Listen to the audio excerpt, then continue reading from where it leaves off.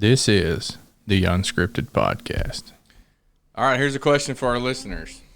Is this one of the ones that gonna make me look stupid? No, if you you have your election party night for whatever office you're running for. I don't know if it's president, you're going to be the mayor of your town or whatever it is. Who do you invite to come with you? What do you mean? Like to your party? Yeah, to your party. Who do you invite to come to your party? Because those people are going to be there for if you get elected, they're your entrance. They're your entrance party into this new thing. And so who would you have come along? You say that, and that reminds me of such a funny story. Because today, I'll let you tell your story. But today we're talking about Jesus' entrance party. Yeah. And who got invited to the election party? When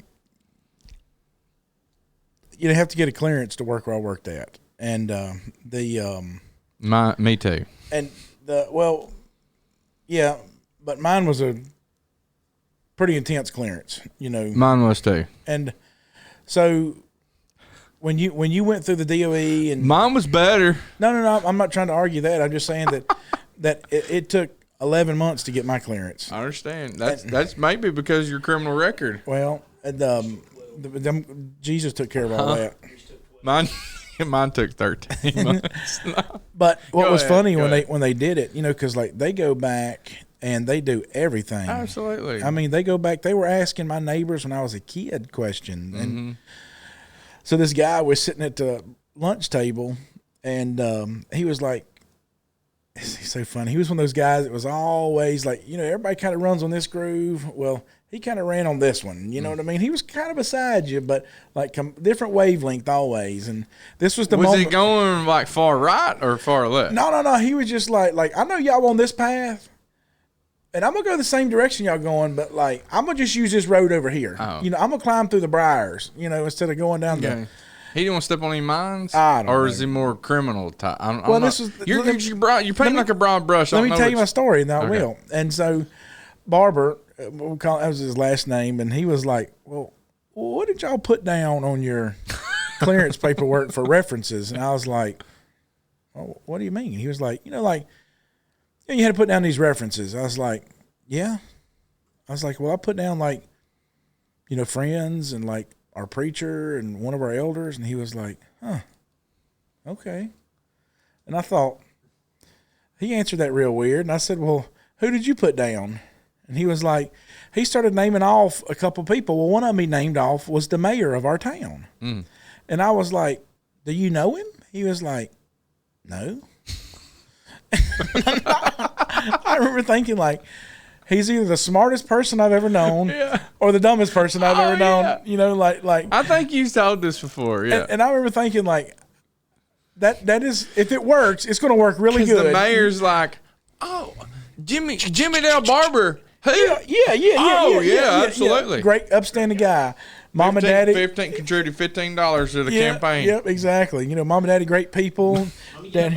Daddy died in '88, Texas. Everything, Absolutely. Yeah, I remember thinking like, this is either the smartest guy I know or the dumbest. I'm not sure which one this is. And evidently he got Evidently he made it in there too. Yeah, and y'all are having the conversation. Yep, and some people it's like, all right, how did that guy pass his psych eval? Yeah, and when they ask you all those crazy questions and all that stuff, and so anyways, it just reminded me, and I was thinking like your election party. Yeah, your election party. Because he invited the mayor. And, was that guy? I wonder if that guy was invited to the mayor's election party or not. Right. And, it's just the people that did our clearance were from. A guy that Ben baptized recently. I won't say his name, but. He claimed that he has a lot of friends who are like pretty prestigious, I guess, in the community. And it's like, he's like, yeah, such and such, close friend of mine. I'm like, okay. Whatever you say, man. There you go. I don't know. I didn't fact check him on it or anything. And it's not important. It's not important to me. I don't care. Right. And probably the person who he said, I was like, I wouldn't want to be a close friend of mine because a lot of the things that he. Right. Political decisions. Politician. Yeah, exactly. Right. Yeah, you need to go check out our politician thing from election thing from. So yeah, the watch party. Jesus had a watch party.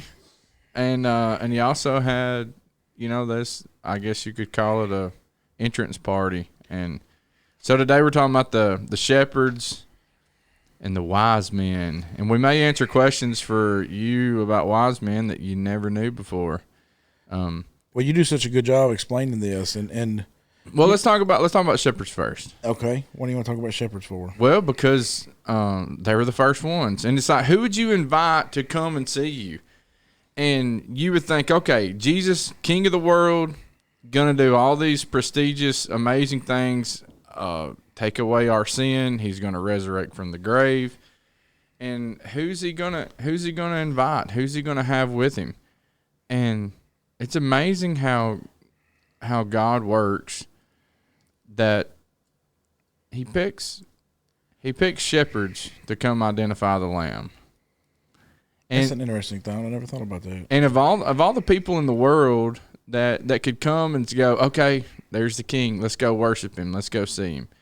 And, this will be a sign to you, is what the angel said. You will find a babe wrapped in swaddling cloths, lying in a manger. I heard a friend of mine say this once, who did a lot of study on shepherds and lambs, and I couldn't ever verify this. So I'm going to speak like kind of from a politician, but I'm going to give you a disclaimer, not just say it as truth, but not lie. Yeah. But he said, you think about this. The number of lambs that they had to sacrifice a year, and I did count that up. If it was one house, I mean, it's crazy how many lambs. And you think about, a lamb in the morning, a lamb in the evening, all these weeks and all these feasts and all these things. And so they had to prepare a whole lot of lambs and raise them up every year from their flocks. And if one of those lambs get something, wrong with them, they're out the pot. Yeah, and so I guess those got ate. Yeah, they got ate. They were in the pot. But they weren't in the sacrifice pot. Right, they weren't in the sacrifice for sins, and they weren't in the morning sacrifice and the evening sacrifice. So, right. Anyways, he just said that when a lamb was little and it's born, and they see that it would be so precious, like to keep other animals, whenever they would actually have them hemmed up, not out in the fields but when a mama would birth one, he said they would be so precious that they would sometimes pick them up and place them somewhere so they didn't get stepped on, so they didn't get a blemish on them. And he said, I wonder how many of those got placed in a feeding trough in a manger to keep them safe. And so anyways, he just said, this will be a sign to you. You'll find a babe wrapped in swaddling cloth, lying in a manger. He went on to say that they would wrap them in swaddling. I couldn't ever find any full. So if any of our listeners have anything on that, hit us up about it if you have any facts on it or references. But that's neat, though. I mean, God, he picked shepherds to come first, and really that's what the Lord left to guide his people, with shepherds. And that's the entrance, and that's the exit plan. Well, it's, in Luke 2, it gives the account. It says there was in the same country shepherds living out in the fields, keeping watch over their flock by night. Probably wasn't December. Exactly. So, but that's you have these shepherds. They're living out in the fields, and you imagine those guys out there. It's like another born night. I mean, you think about how many songs David wrote, and how good he got with a slingshot out there. Exactly. Sneaking in caves. Yeah, dreaming about warfare and everything, and then boom, all of a sudden, man, the sky gets split, and it's neat too to think about the way that the Lord was announced is the way he's going to announce his coming too. Say that in the sky. Yeah. That these, this angel appears out with these shepherds. Behold, an angel of the Lord stood before them, and the glory of the Lord shone around them, and they were greatly afraid. And maybe I just had in my mind that it was in the sky. What? Where do you think? What do you mean the light? It had to come from above. Well, I would think so, but the glory of the Lord shone around them, and they were greatly afraid. And I guess I just always thought that the angel would be elevated, but I don't know if I can really back that up in Scripture. But man, Well, they were scared. Yeah. Because verse 10 says that the angel said to them, "Don't be afraid. Yeah. For behold, I bring you good tidings of great joy, which will be to all the people." And that could be, they was appearing right beside him. I guess if an angel appeared right beside me, boom. Yeah. I guess that would scare me to death. Exactly. Too. Like last night where the boys were getting ready for bed, and I heard one of them holler, and then the next one I heard screaming. And I told Jessica I was in the bedroom doing something, and I told Jessica, I said, "I don't know what happened, but something real funny just did," because one of them was waiting for the other one to scare him. And so anything pops out at you, it's going to scare you. And these guys are in the middle of the field, and you think about it, they're out there. Their job is literally to keep watch. That's what it says. They were out there to watch over the flock. And so these guys are out there in the middle of the night looking for danger. And so they're going to be on guard, as it were. And this angel shows up around them. And what does he tell them? It's okay. Don't worry about it. Yeah. I've got good news. So, well, let's just read it right quick. And we'll expound on this for a minute. So this is that night. There's definite evidence that it's a different timing with the shepherds versus the wise men. Well, this is the same country. Yeah. This is what's interesting. It says the same country. And while you're doing it, I'm going to look up the word. I want to just see the word country and see what exactly it means right there. Yeah, and so this the word babe, you'll find a babe. She brought forth her son, wrapped him in swaddling cloths, laid him in a manger because there was no room for them in the inn.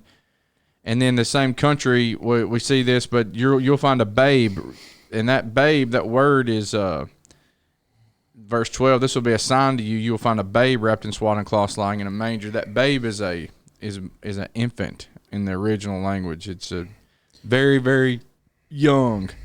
But it's also the same word. The babe that leaped in Elizabeth's womb is the same word.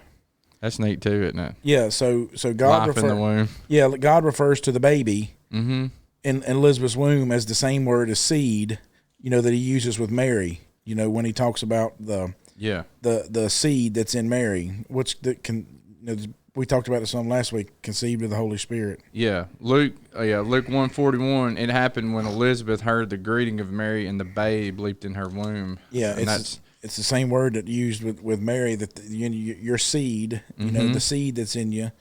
And he's talking about, like, I don't know how to say this without sounding irreverent. Yeah, but the little peanut looking, the zygote, right? Zygote baby. Yeah.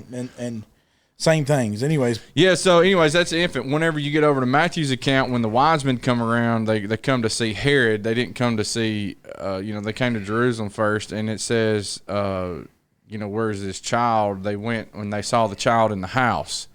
And so there's a couple different settings there. And so there's some myth busters for you. The wise men probably didn't show up the same night. These guys. The word there means chora. And it just literally means, or Korah, actually, and it literally means the space lying between two places or limits. And in the same country? Yeah, in the same region or country. And so these shepherds are close. Yeah, the shepherds are close. They're somewhere in proximity. Yeah. And so, and I'll get into the wise men thing in a minute too. But anyway, so they see this babe. So now they were in the same country, shepherds lying out in the fields, living out in the fields, keeping watch over their flock by night. Behold, an angel of the Lord stood before them. The glory of the Lord shone around them, and they were greatly afraid.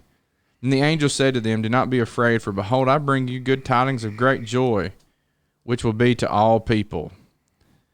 Man, it's amazing.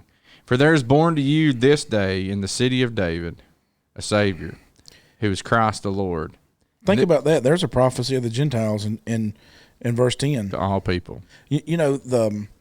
What a blessing. So, we were talking about this last night I had a Bible study here with some of our members and a lady that's not a member of the church. And we're talking about this scenario in John 3. And so if you stop and start thinking about, like, it was God's plan always for the Gentiles to be in the church. Mm-hmm. And if you start thinking about that and you start reading the narrative with this mindset that I'm not reading necessarily the history of the Jews, or I'm not reading necessarily, sometimes if you read with a focus, in other words, right? If you're reading with looking for something, and I don't mean to it'll jump out at you. Yeah, I don't mean like look for a reason to drink alcohol or something like that, right. but with just stalling your mind. And, but you talked about this a few weeks ago, looking at David and his family. Yeah, exactly. Those things are jumping out at you. Yeah, so John 3, when Jesus is having this conversation with Nicodemus, and, Nicodemus, he's saying, he starts out, Master, know you're a teacher of the law. I mean, we know God is with you, for no man can do these things unless God be with him. And, Jesus, like you talked about, was it you or Tom Sunday that talked about this a little bit? But you think about this conversation that Jesus is having with Nicodemus, and Nicodemus is really expecting a king like David to come in and overthrow Rome. Yeah, they all were. And think about this, like if you I like to read a lot, and if you go back and you read our history, near modern history, religiously, so every group of people that before us, like during World War II, they were saying that the Panzer tanks were this prophecy and revelation of the belly of the beast. Wow. And then you roll forward to like maybe my grandparents' generation in the 70s, when they were kind of in their prime, I suppose, maybe our age then, or maybe our parents' age.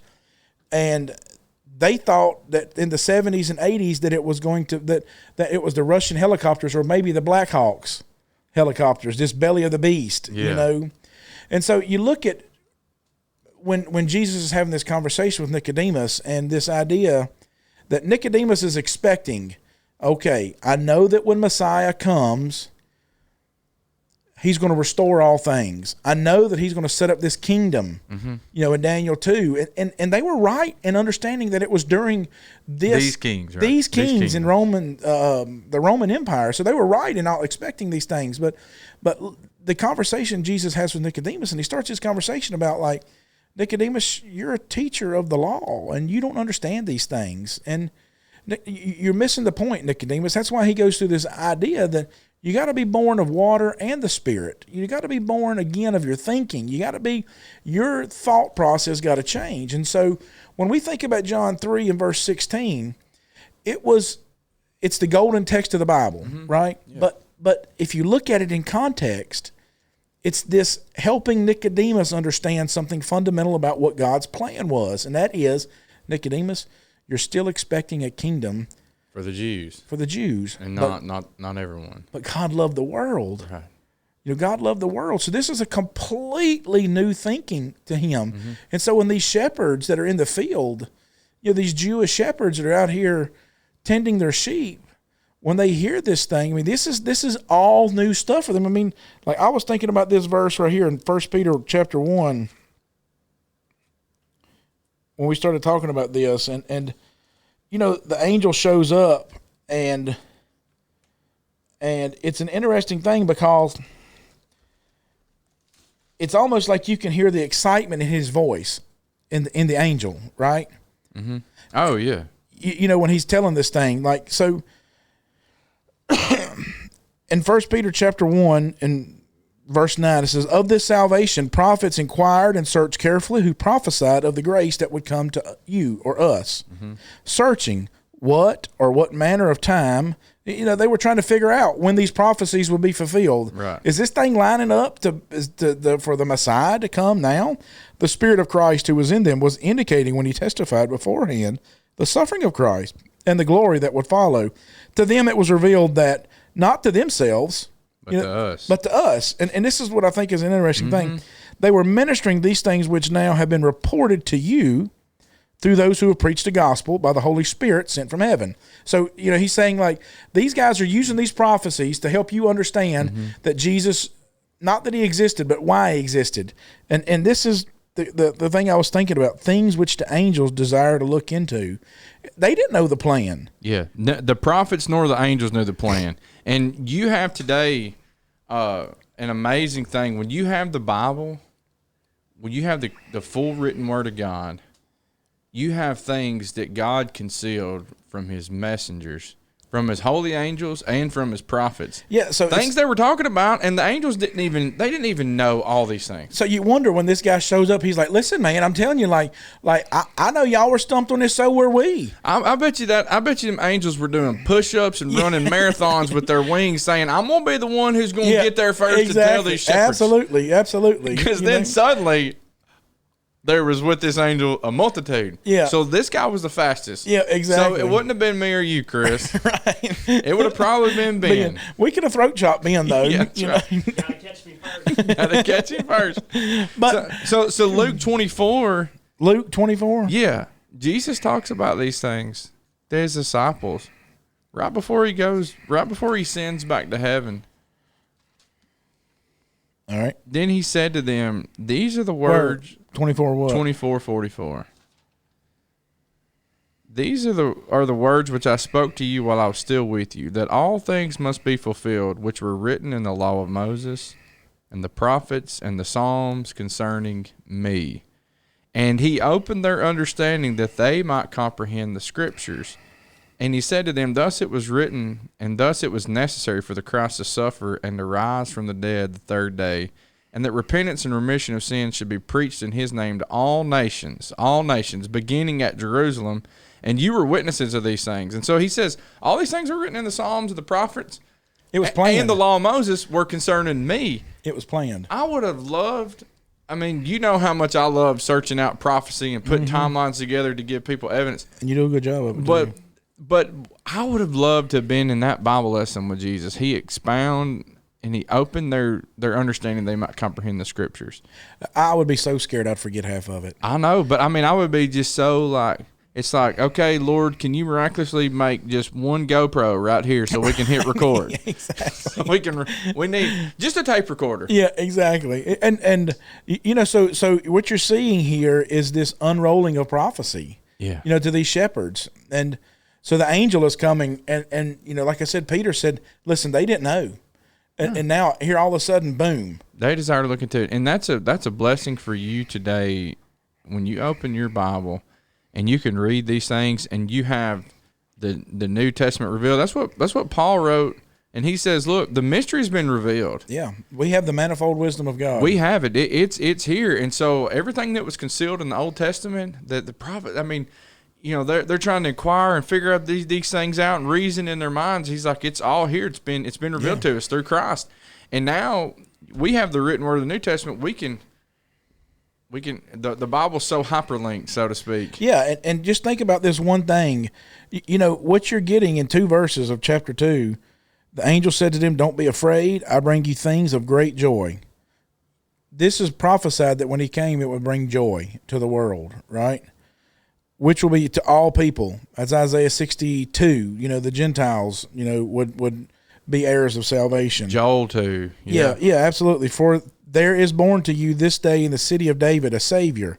That is Bethlehem, right? What is it, Micah 5? 5, yeah. And 5:2. 2, yeah. And so then you've got all these things, you know, like you could take chapter 2, verse 10 and 11, and there's about 75 verses right there just in those 2 sayings that they're saying there. Now just think about how important that is.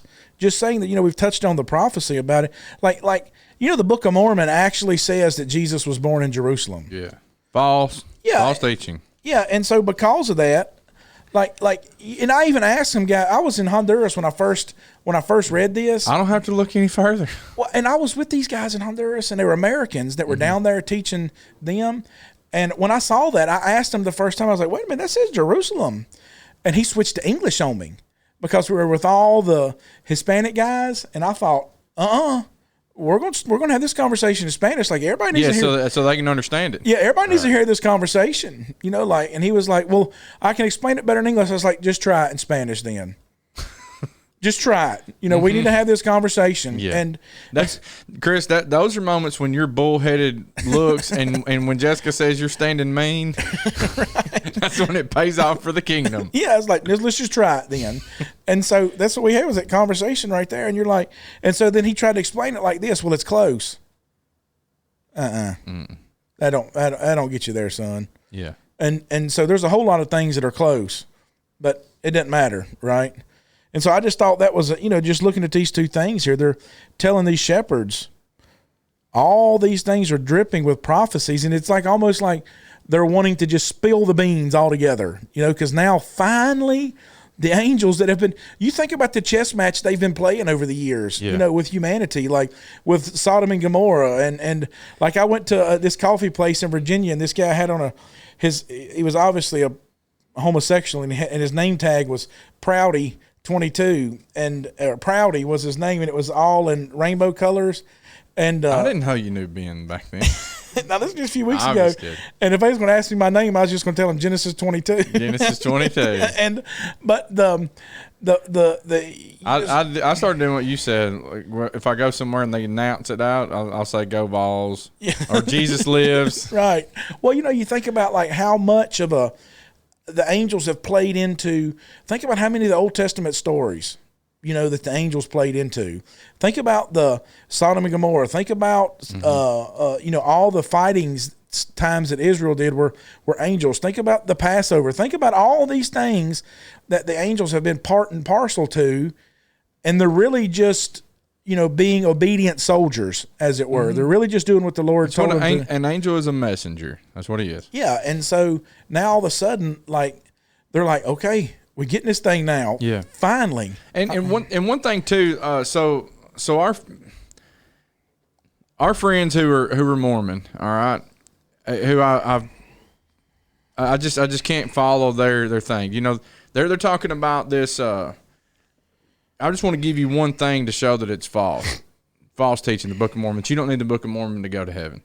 One is the claims is that Joseph Smith received this vision, and God needed a modern day prophet. He needed a modern day messenger to come because supposedly the Bible wasn't good enough. That 2 Peter 1:3 is not good enough. Right. And so anyways.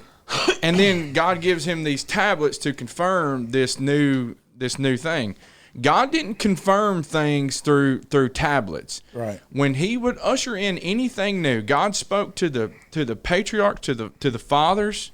We spoke about that last week, how it was hidden and concealed through the mothers, through the matriarchs. But how that God would speak to the fathers. He told Adam, Don't eat of this tree. He told Noah to build the ark. Told Abraham, get out of your country. Spoke to him directly. Moses is the first prophet. He's the first person who he says, you go tell my people this thing. So he changed the way that he speaks to people. He speaks to them through this message, through this messenger. Well, he ushers it in with miracles. Right. And so miracles came with Moses. Moses, throw your what's that in your hand? Throw it down. It becomes a snake. Pick it up. It becomes a staff. Put your hand in your bosom. There's miracles. It's there. Comes out as lepers, puts it back in, it's healed. Go before the Pharaoh. And Moses did all these signs and wonders. It was to show that this is something new that God's ushering in. And now I'm going to speak through this man to the people. He's the first prophet who speaks to everybody. Well, now in steps the Son of God. Hebrews 1:1 says, God who at various times and in various ways spoke in time past to the fathers through the prophets, has in these last days spoken to us by his Son. God is going to usher in a new way and a new covenant, and when this new way comes about, he's going to bring it in with miracles. All these miracles that Jesus performed shows us that God is doing this new thing. John was leading up to it.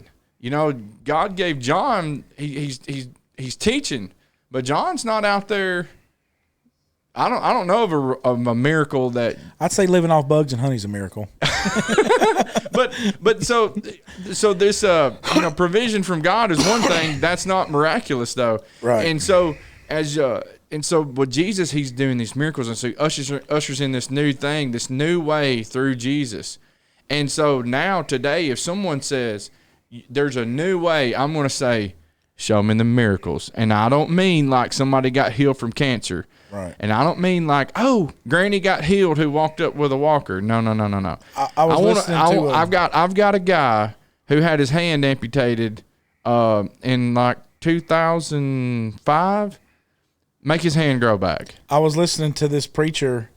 I was listening to they do these sandwich sessions at PTP where you can just go get your dinner, and like they'll get a couple of the old preachers in there, and they've kind of gotten to the point where like, you know, like there's a certain point where old people get to where they can just like, yeah, I'm just do what I want to do, you know, like my barber back home, like they don't follow the script. Yeah, like they're just like, I'm gonna do what I want to do, and so like my barber back home one time, I go in there to get a haircut, and I was like, I want my haircut this way, and he's like, I'll do it, but it's gonna look stupid that way. I was like, you've been cutting it that way for years, Bill. He's like, it still looks stupid, and he told the other girl, he's like, it looks stupid, don't it? She was like, well.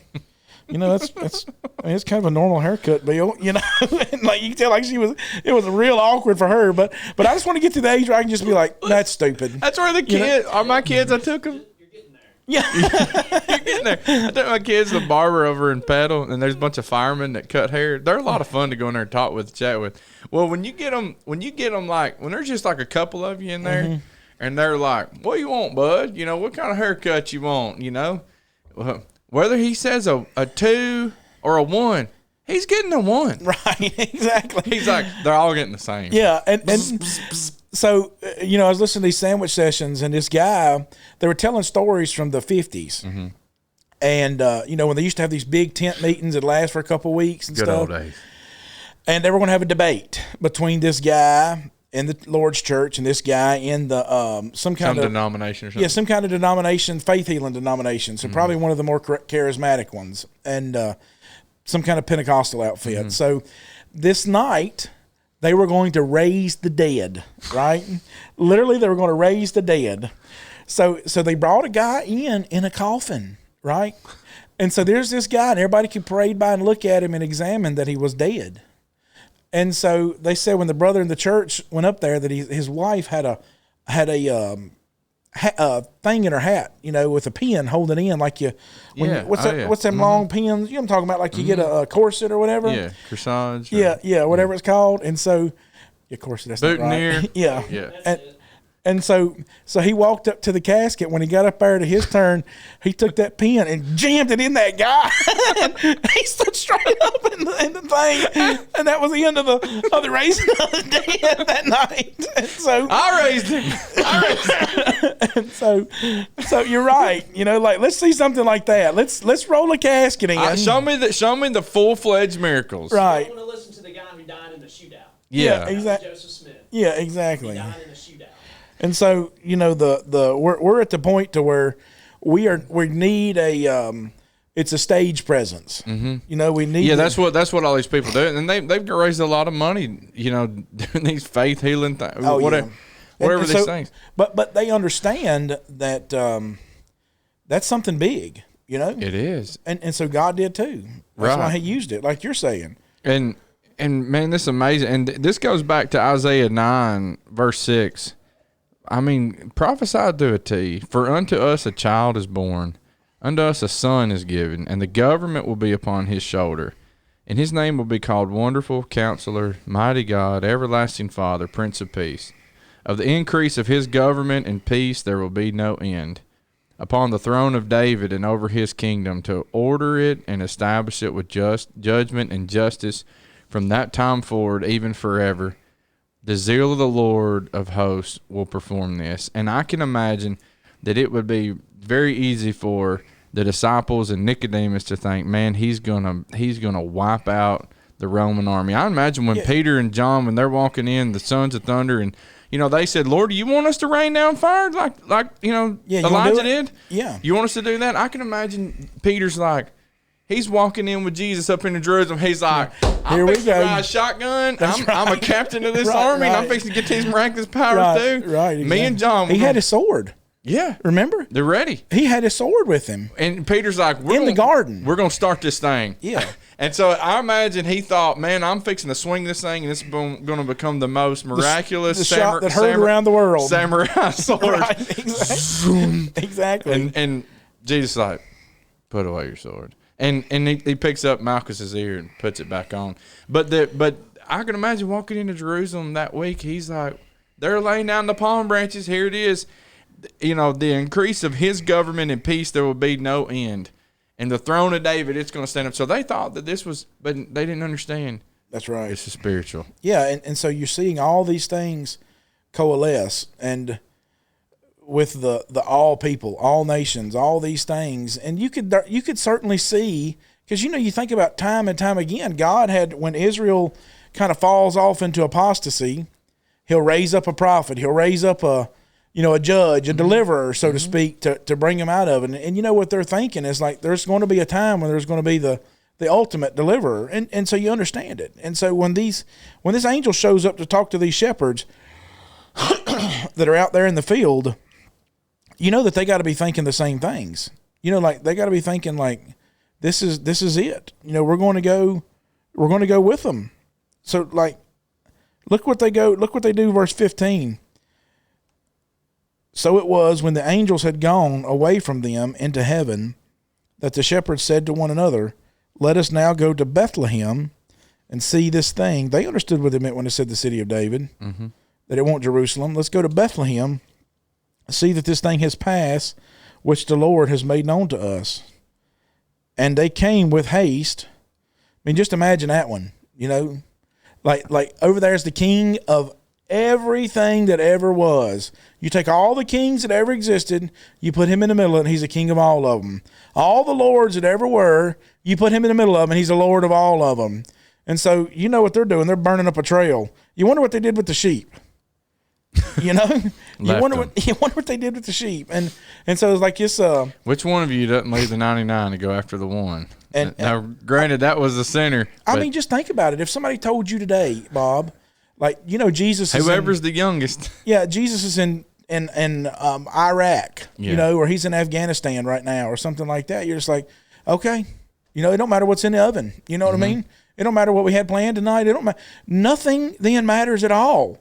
Everything gets dropped then. We're wagons east. We're heading that way. What is the ticket? It don't matter. It don't matter what the ticket costs. We're heading that direction. And we'll go to 45 minutes up here to Laurel, and we'll just charter a plane. Whatever we got to do, we're going that way. That's what these guys are doing. They're making haste. They got to get there. They want to see this thing. And they're breaking brush. Yeah, that's right. And they came with haste and found Mary and Joseph and the babe lying in a manger. So this is this is a very what do you want to say, like a short expanse of time that's happened here. Yeah. I don't know if it's the same night.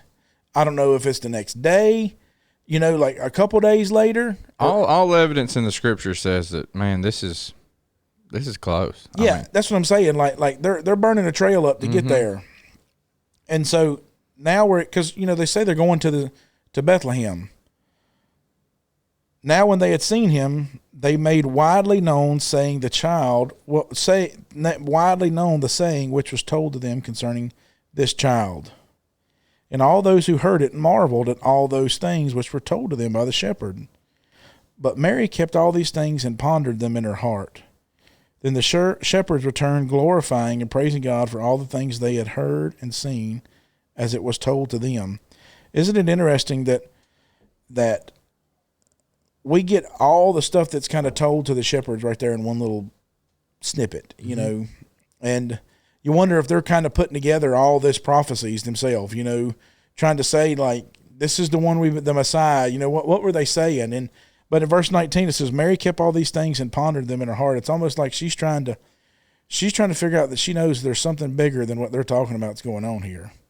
That these shepherds are here talking about the Messiah. Well, they're right. But we talked about Mary last week, and it's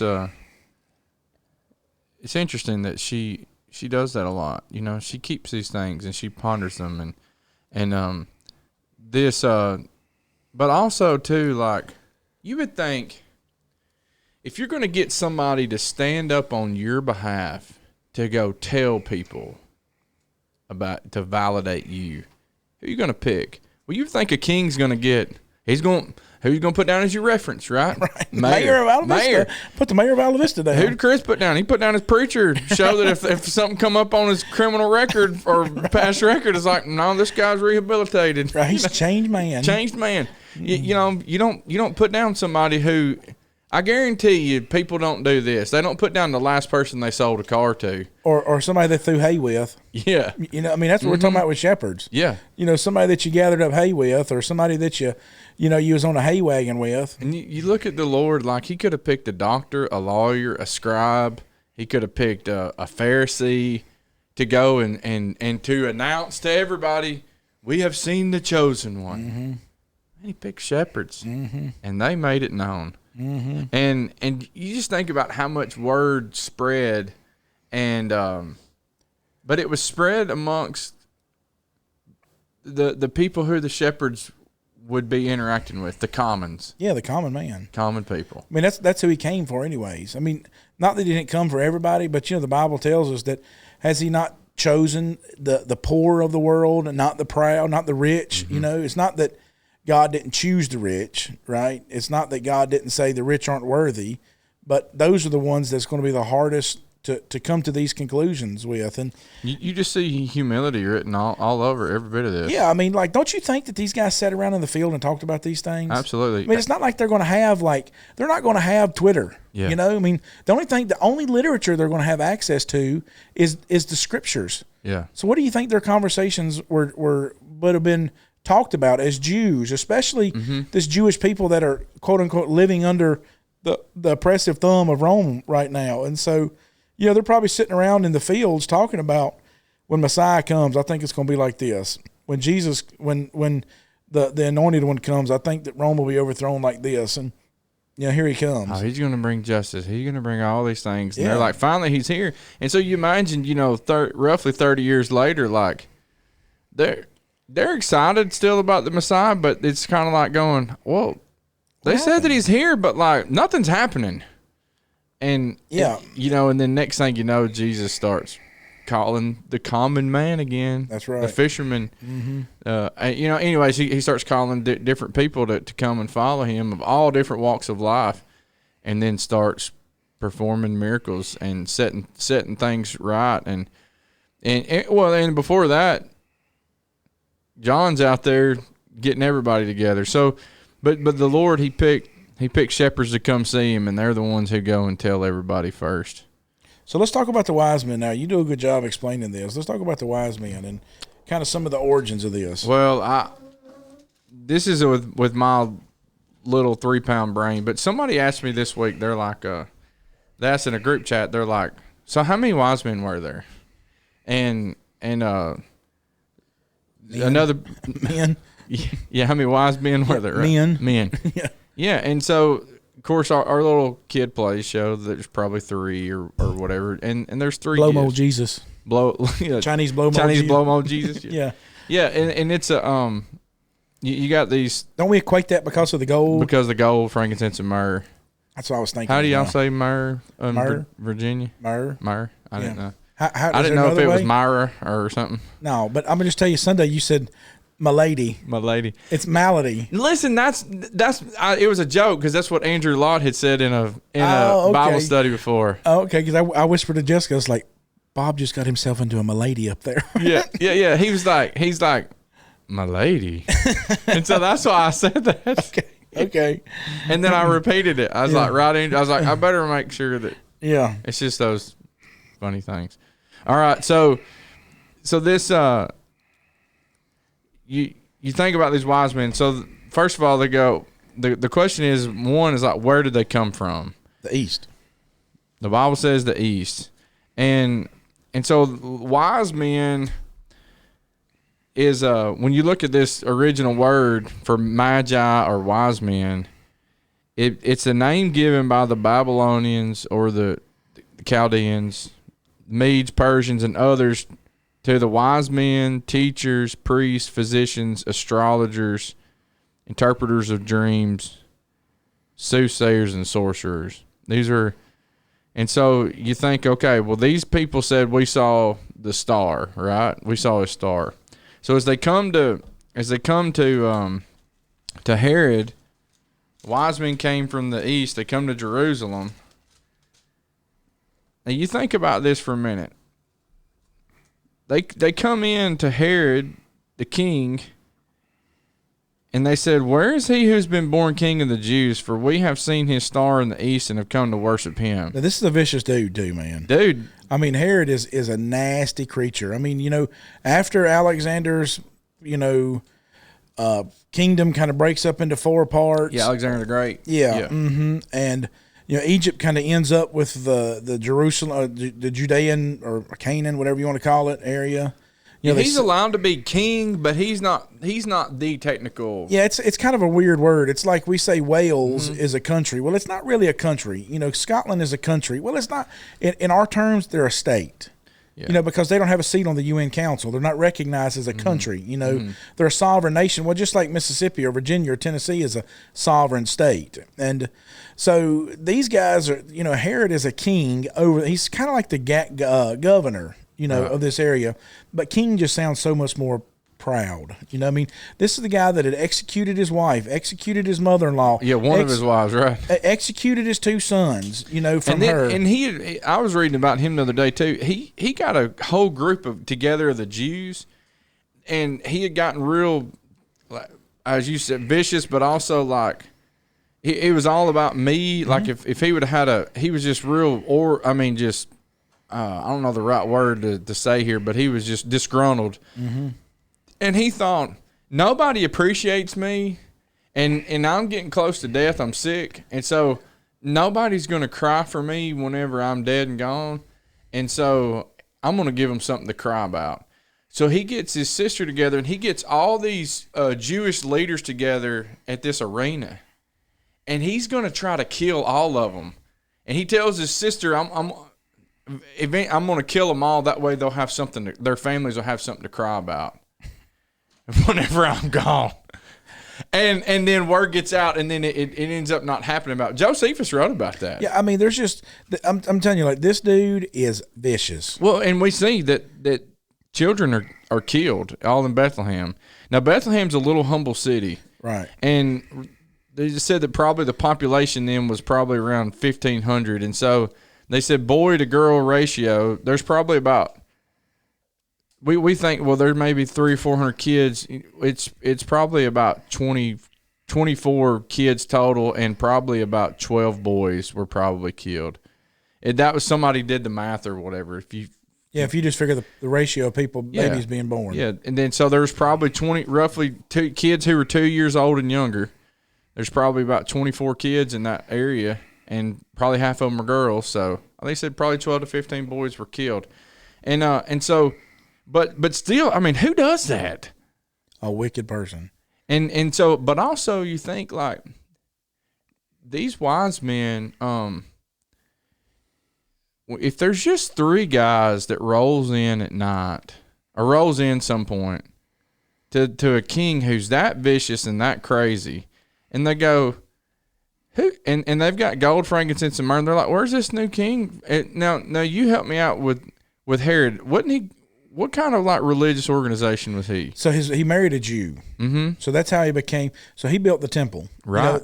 Right. Or I shouldn't say built the temple. And he did a lot of good things in his first bit of. Yeah, so he married a Jew to try to, I don't know, for lack of a better term, assimilate himself with the. Because you got to figure they went through the Maccabean revolts and all this period of, and it's a really rich history, there to study and learn about between, the end of their repatriation after Daniel, what we would say the end of 2 Chronicles and the last prophecy, Malachi. And so they went through all the revolts and all there were some really, really vicious people that came on the scene during this time period. And some of them just hated the Jews. And, you get this period of the Maccabean revolts, and you got, all these things that, the Maccabean in Hebrew means the hammer. That's what it means. It was a priest that wouldn't bow down to this Greco-Roman, they would set up priests that they would actually go in and make priests sacrifice a pig on their altar. These priests to be unclean. Yeah, to be unclean and so this Maccabean guy, he doesn't do it. And that wasn't his name, but that's the nickname he picks up because he's the hammer. Yeah. And I can't remember his name right off the top of my head, but there's this whole period they've came through, and finally, they're conquered, kind of sealed up and oppressed because they went through this. They gained their independence again during the Maccabean period. They were an independent of any rule at this point. And I reckon, depends on how you look at it from history, history, would record that when we declared our independence, that we were still England never really granted us that we were at war with another nation. They were just at war with the rebels. Yeah. You understand what I mean? Right, so, right. So they just looked at us as rebelling citizenry, and so, but for all intents and purposes, these guys were their own sovereign nation. And so as Herod gets kind of ushered in, there's this huge building projects that go on. They build Herod's temple. The whole Temple Mount is built. And the Jews think that they're finally going to get somebody on their side. And then, of course, Herod puts the Roman eagle at the pinnacle of the temple. And people think that that's where Jesus was tempted at, and it carries him up to the point pinnacle temple. Yeah, the point in Matthew 4. And so they put the Roman, so that every time I'll they give you the whole Roman Empire, Jesus. Yeah. And so anyways, that's neat. I never knew that. Yeah, and so it takes him and shows him all the kingdoms of the earth, and so there's this idea that Jesus is looking at Satan. He's like, "I'm that rock in Daniel 2:44." Right. I'm going to break all these. Yeah, and so you see all these things kind of coalescing, as it were, and then Herod, they need this vicious, nasty politician. Yeah, and they find it in Herod, and so he's a political appointee. That's he is just mad with power. Yeah. And I mean, he's scared to death of it. I mean, just imagine every waking minute thinking that somebody or everybody is out to get you, and that's where he's at. I have a theory, and I think that it can be backed up, but you have to look at a lot of outside, and you have to have extra biblical reasoning. And part of it is biblical reasoning too, but I believe that this was an entourage of. I think this is a whole caravan of people, of wise men who were coming in, of these astrologers, and I want to back it up, and I want to use some reasoning and things to tell you why. If 3 guys or 2 guys come in to Jerusalem and they're like, "Hey, we're from the east. Where's this new king? We're going to worship him," and Herod's thinking, "Well, I'll take care of you." Yeah. Poof. Right. You're gone. Off with his head. I'm going to kill y'all. Right. But this bothered him so much. And especially if it's just too crazy. They just think, okay, it's just crazy. Yeah, 2 crazy guys. 2 crazy guys coming in, or 3 crazy guys coming in. And now let's just take their money and their gifts or whatever. Right. I'll keep them for me. Right. And if somebody else shows up, then we'll figure something else out. But so this bothered him so much that he inquired. He came to them secretly. Mm-hmm. And he's like, verse 7, then when Herod, when he had secretly called the wise men, determined from them what time the star had appeared. Well, then he goes back and he kills all the kids that are 2-year-olds and younger. So that tells us that this star probably appeared sometime around 2 years before this moment. Right. And so the wise men probably weren't there the night of the birth of Jesus. The interesting thing is we're about at 0 right now. Zero, in time. Mm-hmm. Yeah, in time, because Jesus was probably, if you look at the census, kind of lines up with, in Luke 2, it lines up, about 2 or 3 BC. So Jesus would have been born about 2 or 3 BC. And so now we're kind of ticking back towards 0 here, as it were, in our modernity of timeline. Right. And so... And before I forget this, too, I probably will, but I talked about the babe... that they'll find this infant. Well, in verse 11, verse 10, when they saw the star, they rejoiced with exceedingly great joy. And when they had come into the house, they saw the young child with Mary, his mother, and fell down and worshipped him. They opened their treasures, presented gifts. First of all, they're coming into a house. There's not mangers in a house. Right. And then they see this. They saw the young child, right? And this word "child" is toddler, mm-hmm. And so they're in the original language. So, anyways, going back to this thing, Herod didn't execute a couple of guys. Let me ask you a question. I just caught this when I was reading it. Maybe you can help me understand this. But in verse 3, it says, "When Herod heard this, that they've come, he was troubled, and all Jerusalem with him." Why do you think Jerusalem was troubled? If it's just 2 or 3 guys coming in, it's no big deal. But what's this huge caravan of people? What are they doing here? Yeah, so you think that the Jerusalem was troubled because there's a pile of people coming. And absolutely, and this, and I haven't looked at this. You might search the Greek word for troubled, because sometimes we don't know what. Sometimes it can mean different things. Like they're just, hey, I'm alarmed about this, or where we think troubled would mean like, oh, I'm devastated about this, but it's Right. I'm just, hey, this is what's going on. This is trending right now, or this is, I don't know. But all of Jerusalem knows about this. And so if just kind of three guys quietly coming in. It says to agitate, trouble, movement, to cause one inward commotion, to take away his calmness of mind and disturb the equanimity. If it's just three guys coming in with three little gifts, you think that's going to trouble all of Jerusalem, the whole city? No, I mean, you got to figure too that Jerusalem, it's the city proper around. Yeah. And so there'll be thousands upon 50, 75, maybe 100,000 people living in Jerusalem. So three guys showing up, Probably not. yeah, with one camel. So that's the kind of the first couple of things there. One is Herod's troubled, then all of Jerusalem's troubled. Then the next thing is this word wise men, it originates over in the book of Daniel. And if you got a biblical search engine or whatever, or app or whatever, you search the word wise men, you're going to find it a lot more. You're going to find a whole lot in the book of Daniel. And we see the Bible just says from the east, and Are we going to a certain chapter in the book of Daniel? yeah. When you I think it's like I have to find it. This is where I'm bad about these things, Chris. I don't remember. I'm such a sight person. You look at Daniel 2. Okay. Verse 12, the king was angered. Remember, Nebuchadnezzar, he had this dream, and nobody could understand it. Yeah. So this reason the king was angry and very furious and gave the command to destroy all the wise men of Babylon. Well, verse 24 of Daniel 2, then Daniel went to Arioch, whom the king had appointed to destroy the wise men of Babylon.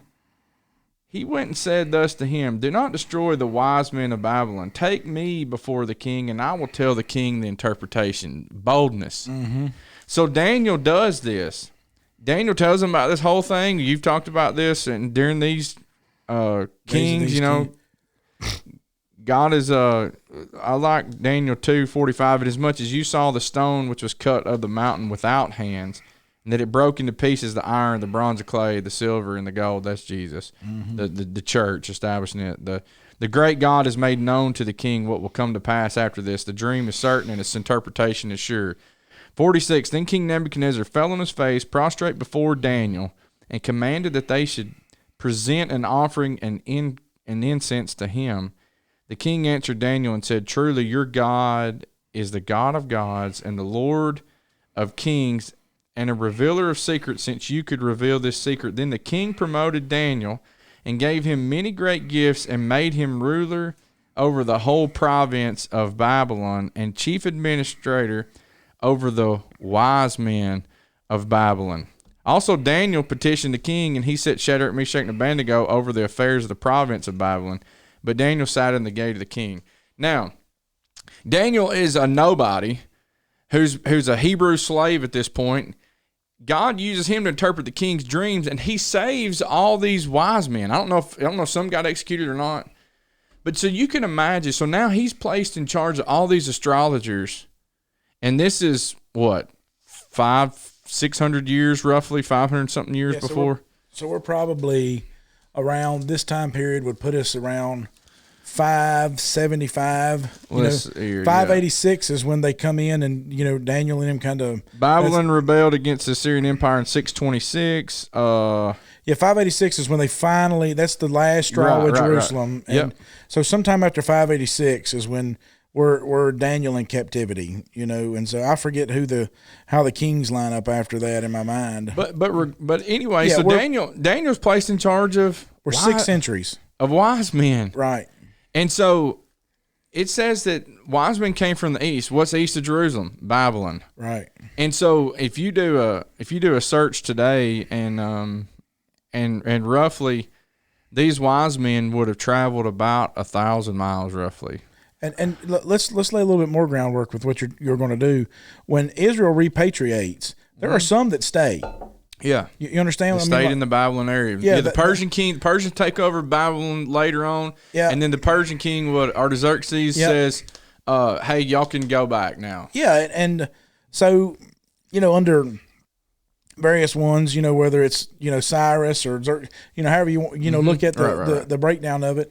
Some of them are like, we've been here so long, like we don't even speak Hebrew anymore. We just, we've got a pretty good life built for us over here in Persia. Nehemiah stayed. Yeah, we're going to stay. He was the cupbearer of the king. Yeah, and so some of these guys are going to stay. So they're going to, you think about this, like Daniel would have access to all the scriptures too, because like in Daniel 9, when Daniel 9, he knows that, he uses this, he says, when the 70 weeks that Jeremiah had prophesied, I knew that it was fulfilled. I think it's Daniel 9 and Daniel chapter 9 and verse 2.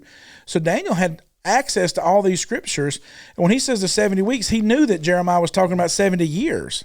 So now you're going from Daniel, you're spanning some 80, 90 years of Daniel's life in the book here. So that's almost 100 years of influence. So we're almost to the end of prophecy for the Jewish people.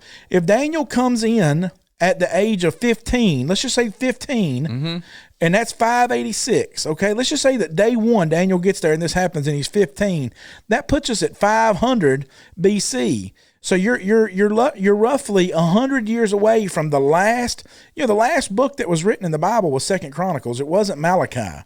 The 2nd Chronicles was written after captivity. It was a post-captivity book. Malachi was the last prophecy, but 2nd Chronicles was the last book. Neat, I didn't know written. that. And so you're only about 100 years from the time that Zechariah and Obadiah and all these guys are, like, we got to get the temple rebuilt. Right. Just think about this, Bob. When they go back to Jerusalem, you never, ever, not one single time for the rest of their history will the Jews ever breathe the word paganism again. They struggled with this their whole lives. The 50... They had to be taken over finally and be put into slavery for 70 years. Jeremiah 29:11, and we'll point this out too. I'm going to let you keep going. I know the plans I have for you, declares the Lord, plans for a hope and a future, and that, well, you're going into slavery. And there's amazing things that come out of this Babylonian captivity. And one of those is they get rid of paganism. That's right. And so, that's what you're seeing is this remnant, this like ultra devout group, that want to go back. I mean, I'm telling you, they stay away from paganism from then on. There's never a hint of pagan, or you understand what I mean when I say that, polytheism or whatever it is, all these guys that plagued them before, dude, they're gone. And you talked about Daniel's influence. Daniel would have been a rock star amongst the Magi of Babylon. Absolutely. This guy, Daniel, I want you to meet my family. Yeah. This guy saved us. Yes, absolutely. King Nebuchadnezzar was going to kill us all. And so Daniel would have been a rock star for generations and generations. And so because the wise men come into Jerusalem to say, we've seen the king, who in the East from a Gentile nation would come and say, or would have knowledge that the king of the Jews will be coming in?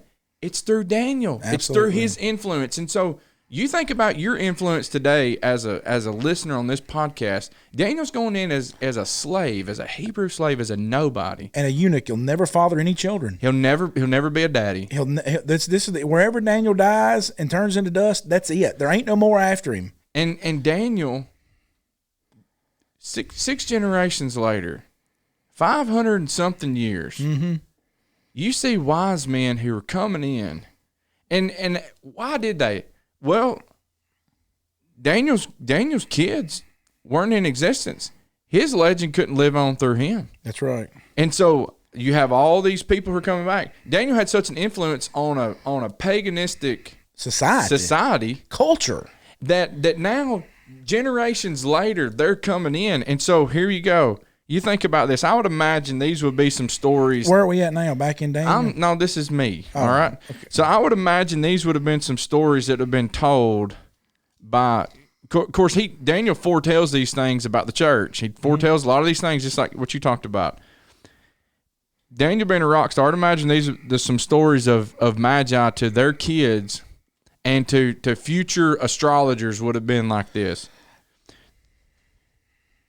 There's a true wise man. There was one who truly was wise among us, who had this influence from this true and living God, who actually interpreted the king's dreams.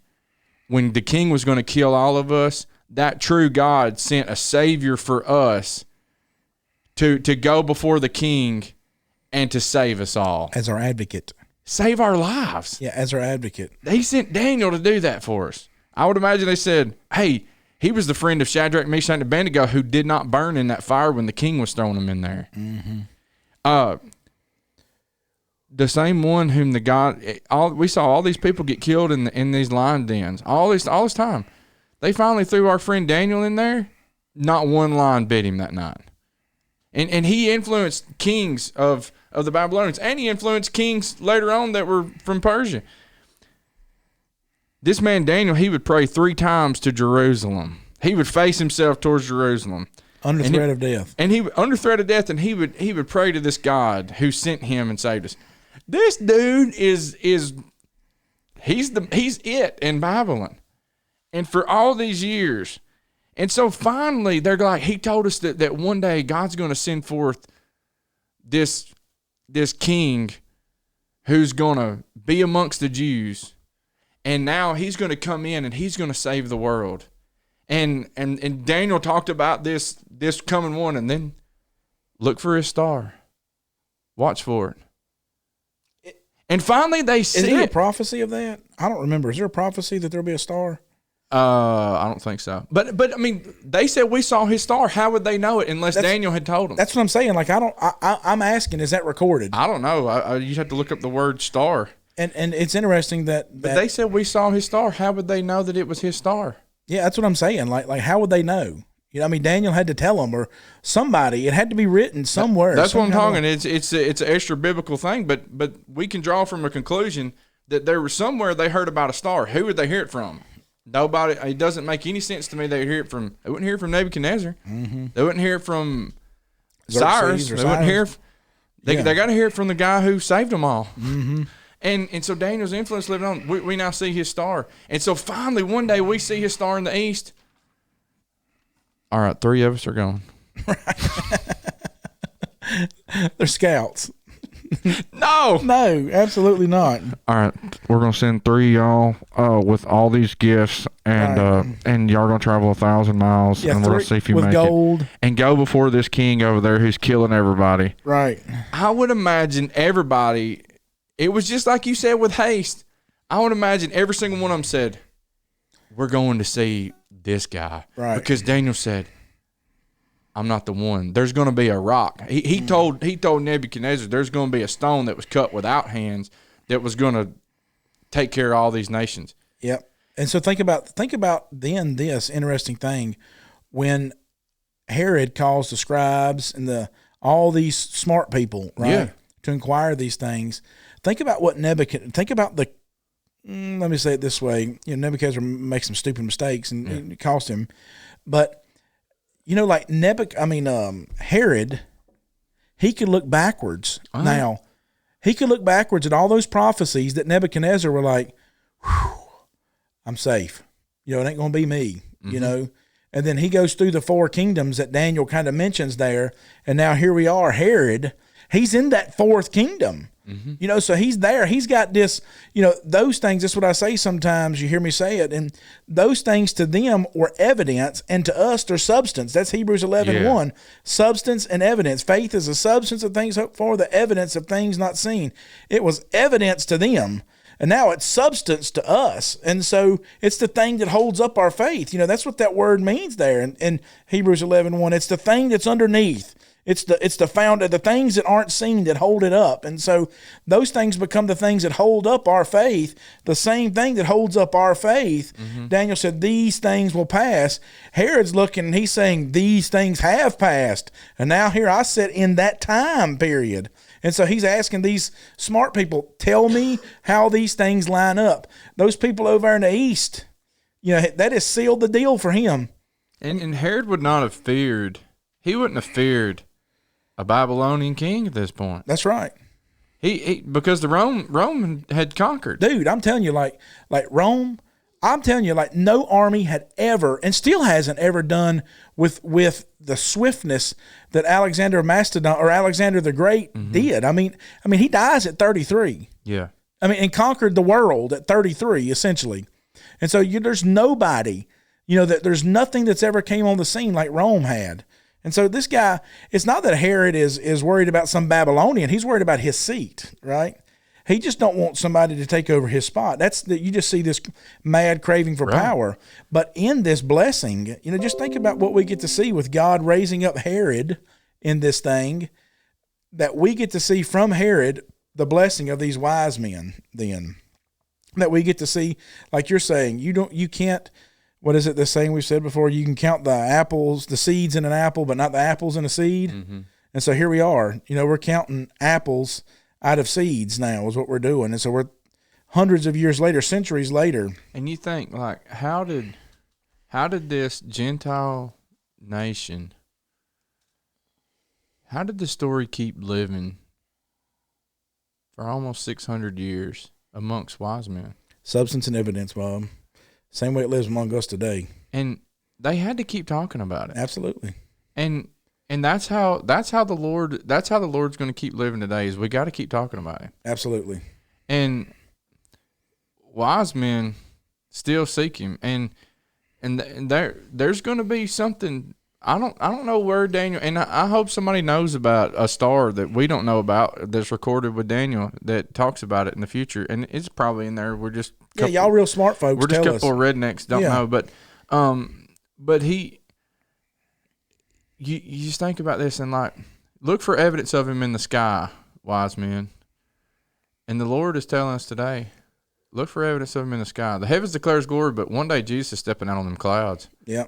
And I thought about this when you were talking about this earlier, and maybe we can wrap it up here. But when the angels announced to the shepherds, they told him this thing, and we talked about the angels and announcing and all the events they were involved in human history. Well, that's when that'll be the next time they come back. And you remember in Acts 1, I was thinking about this when they're watching Jesus kind of standing there ascend to heaven, they're standing around with their mouth open. You ever watch people when they look up? Yeah. Just tell people look up in the air. What are y'all looking at? When everybody looks up, they open their mouth, so they're standing there with their mouths open, the bird poop in on them. And they're like, what are y'all looking at? They're gazing. Yeah, what are you looking at? The same manner in which he left, he's going to return. And that'll be the end of it. Yeah, and man, it's just powerful, and when we get the opportunity today to look back at all of this, and so I think there's evidence to show that there's a big caravan of them. But even if there's a big caravan, or if it was two or one, well, wise men, two, yeah, whether there's two or three, either way, these guys are bold. Mm-hmm. We're gonna go to the nastiest dude in Jerusalem, and we're going to go to his face and go, where's the king? Yep. Where's the guy who's taking your place? Why that for? Because like you said, wise men still seek him.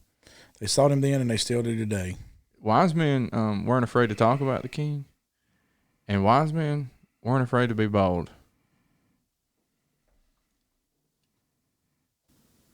This is the Unscripted Podcast.